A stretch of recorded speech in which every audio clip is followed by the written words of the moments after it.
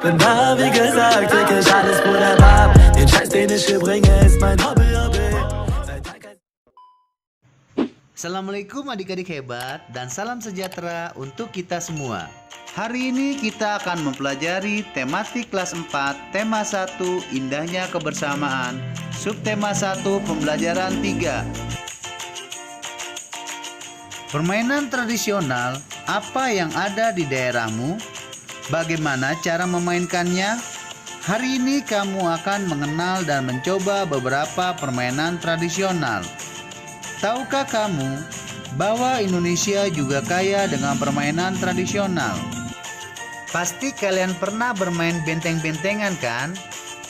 Benteng-bentengan atau rerebonan adalah permainan yang dimainkan oleh dua kelompok pelawan yang terlawan. Masing-masing kelompok terdiri atas 4 sampai dengan 8 orang dan memiliki satu tempat sebagai markas. Markas atau benteng bisa berupa sebuah tiang, pohon, atau pilar. Pasti kalian pernah bermain gobak sodor.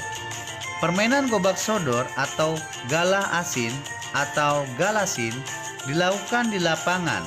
Arena bermainnya merupakan kotak persegi panjang dan dibagi menjadi beberapa bagian secara horizontal dan vertikal. Tahukah adik-adik bahwa untuk bermain benteng-bentengan dan gobak sodor dengan baik diperlukan beberapa keterampilan, di antaranya jalan, lari, dan lompat. Sekarang siapkan buku kalian beserta pulpen, lalu kerjakan 5 soal tentang permainan tradisional, benteng-bentengan, dan gobak sodor. Indonesia memiliki banyak permainan tradisional yang sangat menarik. Banyaknya jenis permainan tradisional ini menunjukkan keragaman budaya yang harus kita jaga. Selain memiliki permainan tradisional yang beragam, Indonesia memiliki musik tradisional yang beragam pula. Bunyi yang dihasilkan suatu benda berbeda-beda. Demikian pula dengan bunyi yang dinyanyikan oleh alat musik tradisional. Baiklah adik-adik, bagaimana bunyi tersebut bisa sampai ke telinga kita? Buatlah pertanyaan tentang perambatan bunyi. Diskusikan pertanyaan yang adik-adik buat dengan ayah dan ibu di rumah. Kemudian sampaikan hasilnya kepada guru adik-adik. Lakukan percobaan berikut dengan ayah dan ibu di rumah. Oke, sekarang kita akan mengidentifikasi sifat bunyi merambat melalui udara. Nah, alat dan bahan. Yang pertama, selang plastik panjang 2 meter atau lebih. Langkah kerja, pegang salah satu ujung selang dan minta ayah atau bunda memegang ujung lainnya. Dekatkan ujung selang ke telinga. Minta ayah dan ibu berbicara melalui ujung selang yang ia pegang. Dengarkan dan catat apa yang ia sampaikan. Berikan hasilnya kepada gurumu untuk diperiksa. Baiklah adik-adik, sekarang kita akan melakukan percobaan yang kedua.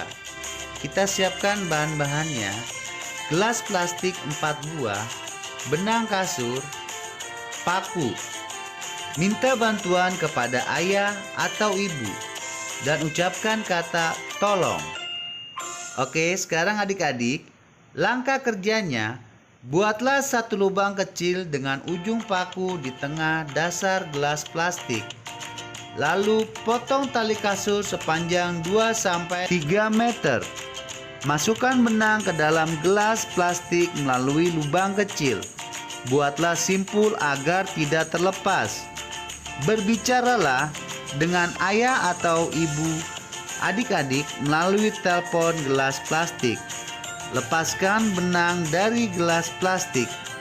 Berbicaralah dengan ayah atau ibumu melalui telepon gelas plastik tanpa benang.